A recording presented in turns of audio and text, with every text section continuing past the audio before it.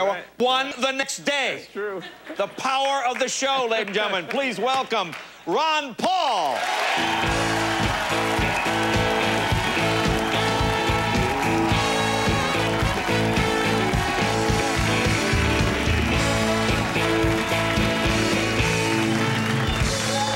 Hey, thanks for coming on such short notice. Thank you. Nice to be here. Now, I got to ask you, this seemed really unfair to me. You were excluded from the debate last night, and I'm trying to figure out why Fox News chose not to put you on. What do you know, we tried to find that out. That was a natural tendency of ours to try to figure this out, but they didn't return our call. I mean, did you show up and they go, no? No, it didn't go that far. You know, I realized that they really had some property rights ability there, and I wasn't going to crash the party. But, you know, I've been trying to figure out what to do, and I thought, well, maybe I ought to sue them. And what am I going to sue them? Well, I've decided what to sue them over. And that is for fraud, because of this fair and balanced idea, you know. So I just think that...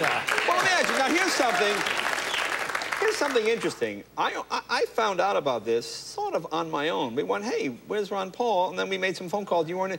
I saw you interviewed with Wolf Blitzer on CNN. It wasn't mentioned. I don't think, and I don't want to be unfair, I didn't see it on MSNBC or any of the other cable channels. I mean, it seems like a big story. One of the major candidates, or certainly major in terms of you have as much prestige as anybody else in fundraising, is left out. Why was this not a story? You know, I don't know. I can speculate.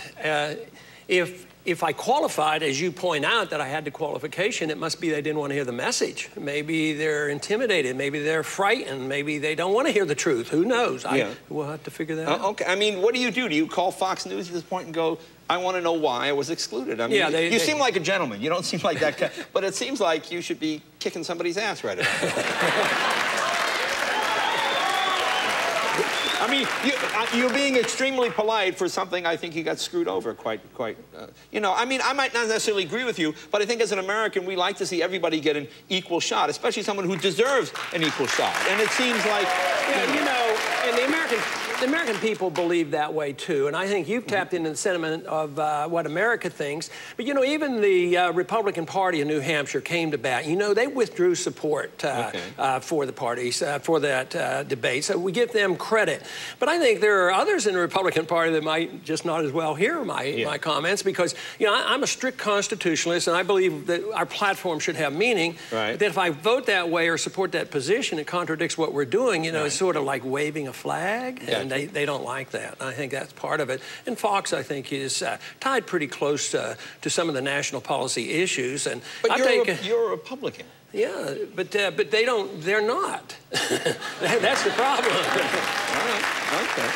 See, if I follow the platform and they don't, and then I get on the stage with all the others who are following, you know, doing that, and then I'm saying, hey, I actually believe in the Constitution, I believe what we're supposed to be doing, and I believe our promises, and they're not doing it, then that's pointing this out to them. And I think there's a little bit of embarrassment there. And I think the war has a lot to do with the issue, too, because I strongly opposed the war before we went in there. And I think there are some who think it's very important that we be over there. There's some who actually think we should be there for 100 years. So I don't think that's the right thing to do. Okay. Now, everybody seems to be going after Romney. Nobody seems to like Romney these days. What's the problem with him? I guess they figured he was the front runner, but he's just coming down now. But, you know, one thing I'm a little bit afraid of is that they might be doing that for religious reasons, and I don't like that. You know, I disagree with Romney on some of the issues, and he's gone after me on the stage, but that shouldn't be the reason that he doesn't do well. Do you think that's the reason? I think subtly there is a little bit of that, and I don't think that's right. But yeah, they were after him, but I think he's invited some of it too, some of the flip-flopping. You know, he did something, you know, when he was in Massachusetts, and now the positions, and... Yeah, it seemed like, I grew up in Massachusetts, it seems like a totally different guy than what it is. Massachusetts, he and Ted Kennedy were fighting for the most liberal guy, it seemed like. And then when he was running for Senate, you know, he said some things that he doesn't say anymore.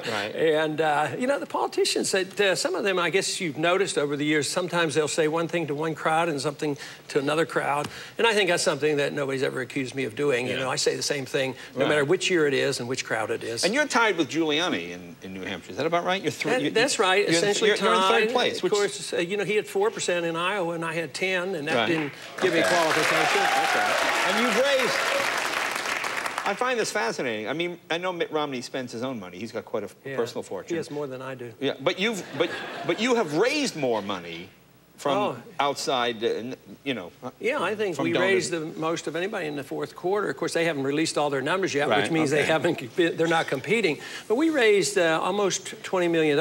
And I say we, it really is we, because, you know, the grassroots do it. You know, these meetup groups, so we have like 1,400 meetup groups around the country. And they have fun doing this. They have a day and they say, oh, let's all send Ron Paul some money on this day. And they go and do it, and they break all kinds of records. It's pretty amazing. All right, look, we'll take a break. We come back, I want to ask you two things. I want you to think about this. Don't tell me now. Okay. We come back, I want to find out, let's say you get the nomination, which of that field would you pick as your running mate? Don't tell me now. Okay, I'll have to think hard about that. What do you think of the Democratic candidates? We'll be more with Ron Paul right after this.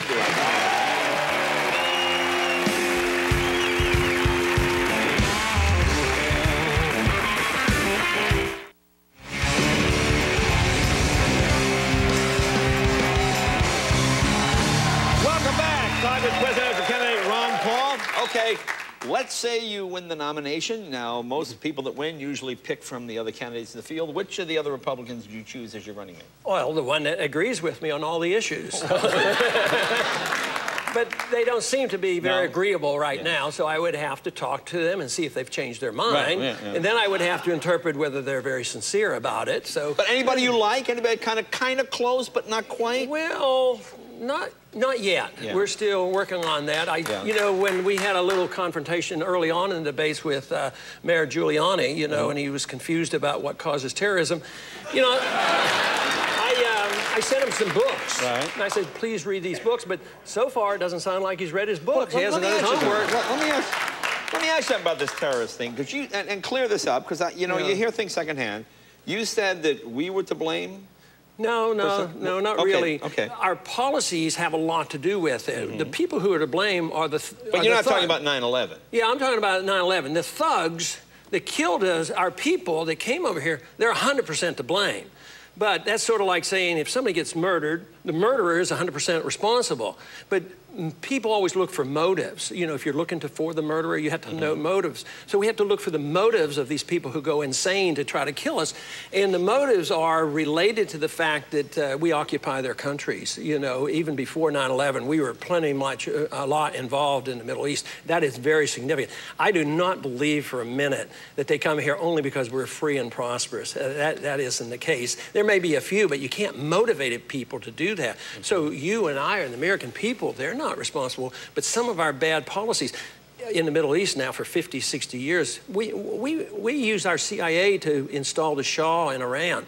You know, if somebody did that to us, we'd be pretty annoyed. Or if the Chinese had military bases on our land or said that they came here to protect their oil, the American people would be pretty outraged. Republicans and Democrats would be joining together. You know, they would be really very annoyed. Well, we have their toys, at least. We have the Chinese toys. That's it. That's better than their You don't support the surge? No, I didn't vote for the surge. Hopefully the surge had something to do with it. There's less violence, but I'm afraid what happened is that we lost the South. The South now is all controlled by the Shiites, and they're aligned with the Iranians, and the British left. So we more or less lost the South, and there's more peace there and less killing.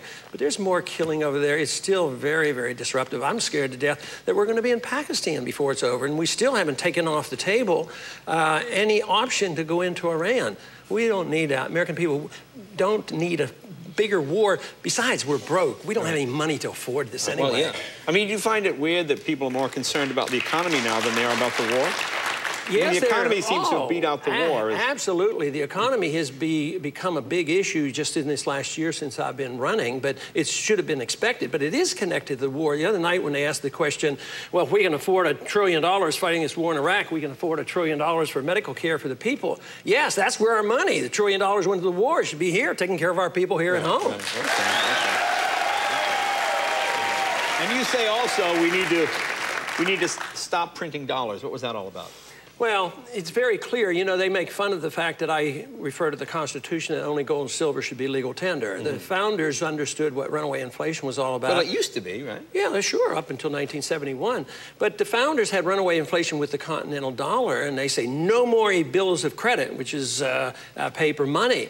And people make fun of what I say about have something solidly behind the currency so governments can't print it. But I think the silly notion is that when government, the politicians, trust them, when they need a little bit of money, let them print it. Yeah. You know, they tend to do that. And then they wonder, why does the value of the dollar go down? They don't talk about printing money. They talk about, we have to do something about the value of the dollar. The Canadian dollar now is worth more than the American